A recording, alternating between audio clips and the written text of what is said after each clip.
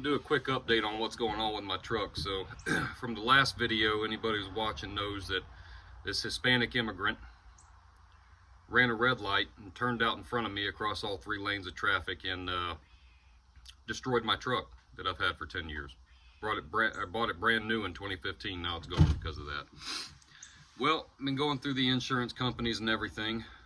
Talked to her insurance company, made a claim. They said that they tried to contact the policyholder. That policyholder is a man's name, not a woman's name, and he's got a different last name than the girl that hit me. So we're going to see what happens with that. Took me a while to finally get the dash cam footage to them in a format that their system would accept. It wouldn't take MOV files, had to convert it to an AVI file, but they said they finally got it and they're reviewing it. Well, talked to my insurance company too, and they said that somebody had called and made a claim as well for it on my policy. And I asked them who made the claim, because I told them that Geico, the girl's insurance company, said that they couldn't get a hold of the policyholder. They said, well, a lawyer called us. A lawyer called and made the claim. This girl hired a lawyer for a crash that's her fault. All right? Hired a lawyer to do everything for her. For a car crash that's her fault. This is the issue that we have here in Florida, where these Hispanics have taken over, these large Hispanic enclaves, which is pretty much all of South and Central Florida now. I ain't gonna lie, half our state has been taken away from us. Half our state has been completely infested by these creatures. I have been in more wrecks since I moved here to Central Florida in 2023 than I have in my entire life, and every single time it was the other person's fault, and most of them were Hispanics. There was one black guy, but all the others were Hispanics. Every single Hispanic that I've been involved in a wreck with lied about it. Every single one. As soon as the cop got there, you know, they pull out in front of me, I mean feet in front of me where I can't avoid it. Run a stop sign or a red light. You know, they whip over in front of you in traffic, inches in front of you, cutting you off and stuff. And they do it on purpose. There's no way that I don't know, maybe they are too stupid that they just don't realize that, you know, this is going to end up in a wreck. But I'm pretty sure they do it on purpose. And they do it to collect insurance money so they can buy a new car because they're tired of the one that they're driving. But every single time that I've been in a wreck with one of them, they have lied. They lied to the cop. They lied to their insurance company. They lied to my insurance company. They didn't tell the truth that, oh, well, I cut him off in traffic and then slammed on brakes. You know, or I turned out from a side road 10 feet in front of him. I ran a red light or a stop sign. No, they never admit to that. They always tell some different story, some different version that never happened. And this is the point here. These people create low trust societies. All right, these people do not come from functioning countries. These people were not able, all of Central, South America, and the Caribbean islands, none of those countries are functioning countries.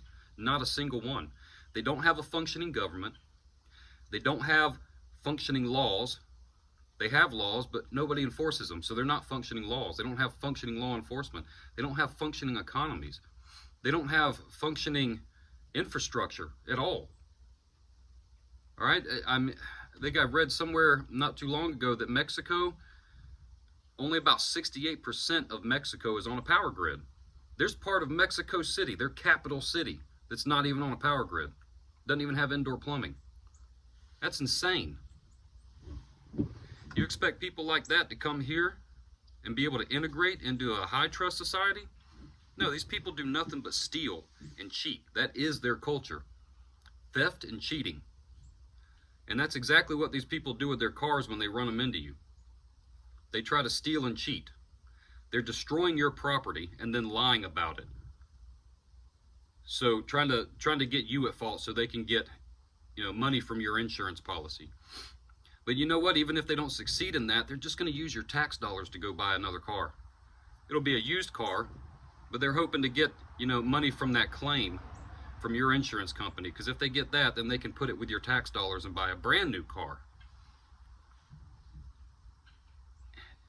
We cannot live among these people. We need them out of our state. We need them out of our country, period. These people cannot integrate into our society. You cannot take people who are not used to obeying laws, who are not used to being honest, who are not used to working for what they have. You can't take people who are used to literally destroying your property with their property so they can try to get new property and just leave you screwed. Because, you know, I can't just go out and buy a new truck. But they don't care about that. They don't care about their victims. All they care about is how much money they can sap from the white man. They get the white people's tax dollars that pays for everything, cash assistance, and buy brand new houses, overpriced houses, drive up the housing market. They buy all the brand new overpriced cars with our tax dollars because they don't have to work to earn any of it. They get it for free, so they don't care what it costs. They didn't have to work and earn that money. They work little side jobs and stuff, you know. But they create these low trust societies. You can't take people who are used to living in a low trust society, people who are responsible for creating that low trust society, put them in a high trust society and expect them to integrate. They can't. It's impossible. Unless they're born and raised here from many generations into our culture, they cannot exist in a high trust society. It will not, either they will have to leave or the high trust society will disappear. It's as simple as that. And I'm sick and tired of hearing this, you know, dreamer shit. These people are not dreamers, they're nightmares, okay? Since I've been here in Central Florida and had to deal with these people on such a high level, it has been a nightmare, an absolute friggin' nightmare. And then this shit about them being hard workers, oh, they work so much harder than white people. No, they don't. They work dumber. Because they use a shovel when there's a backhoe nearby, or because they use a ladder to take roofing pallets up to a roof when conveyor belts exist. That doesn't mean that they're working harder, it means they're working dumber. If they were hard workers, they would have been able to create their own functioning countries and wouldn't have to come here and leech off of white people. It's as simple as that. Their culture is a shit culture, and it created shit countries, and now it's destroying our country. It's turning our high trust societies into low trust societies. It's causing us to have to buy extra stuff, spend more money on stuff that we shouldn't have to buy. You know, alarm systems, cameras, dash cameras. You can't drive around like really anywhere in Central and South Florida if you don't have a dash camera, because some Hispanic immigrant will fucking hit you and destroy your car, and they will lie about it. And if you don't have dash cam footage proving that they're lying, they might just get away with it. I had to buy a dash camera here after the first time when the first one lied about it. We have to spend extra money on stuff to protect our property and ourselves from people who should not be here in the first place. That's insane. Why are we doing that? Why should we have to do that? Why can't we just kick them the hell out and have our high trust society back? Why do I have to double and triple check to make sure all the doors and windows are locked, all the car doors are locked, and the alarm system's activated, my dash camera's working and it's recording? Why do I have to buy friggin' cameras and put up all around my house? You know, alarm systems. Nobody had to do that until we were forced to integrate with the blacks, and then later all the third world migrants came here from, you know, Central and South America and Arabia and elsewhere. Alarm systems didn't even exist in the 50s and 60s. All right, those are something that were made out of necessity because too many people's houses and cars were getting broken into, their stuff was getting stolen, and people were getting murdered in their own homes. So there's really no upside to having them here. They destroy your property, then they lie about it to try to get money out of your policy, to try to get money out of you. They destroy our cities, our towns. Every time they move into somewhere, degradation and filth ensues. They make our roads extremely dangerous. They've killed so many people on the road. It's ridiculous. You look at the crash statistics. Number one for the most car crashes in Florida is Miami. And then it's followed by Orlando, Tampa, Fort Lauderdale, all the places where the large Hispanic enclaves are at. And I've had somebody say, well, you know, Miami's got a really high population. That's why. Miami's got a population of, I think it's a little less than 600,000. Jacksonville, Florida has a population of a little over 1 million. Almost twice the amount of people that Miami does. And they're not even in the top 5. You know what they don't have that Miami does? A large amount of Hispanic immigrants. That's what they don't have. So, I mean, you tell me, what's the leading factor? It's obviously not the population. Must be the culture. Must be the people that live there. So you guys, if you're coming down to Florida, Central, South Florida, make sure you got a dash camera and be ready for somebody to force you to hit them. Be ready for a car wreck caused by a Hispanic, and be ready for them to lie about it. That's all I gotta say.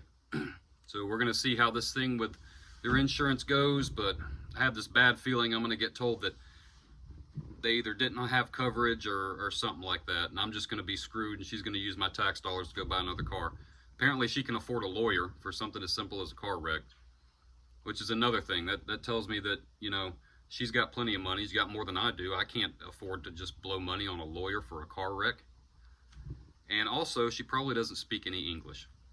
So here's another thing that I want to talk to my representative about in the Florida legislature. How are people who don't speak any English getting Florida driver's license? How are they able to read and comprehend a driving handbook? How are they able to read and comprehend the written exam and actually pass that exam? How are they able to pass a practical driving test and be able to tell you what the signs say, what they say, and what they mean?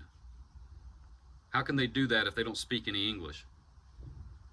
Because I've met a whole bunch of them driving around here in Florida in their cars, don't speak a lick of English. I don't see how they pass those tests to get a driver's license. But that's something for my representative to answer as soon as he decides that I'm worth representing. Because apparently Representative John Albert in my district here in Florida for the Florida legislature just doesn't have time for the people he's supposed to represent. So that'll be another video though. Anyway, y'all stay safe and look out for wild brown creatures driving around in brand new automobiles that your taxpayers paid for. Peace out.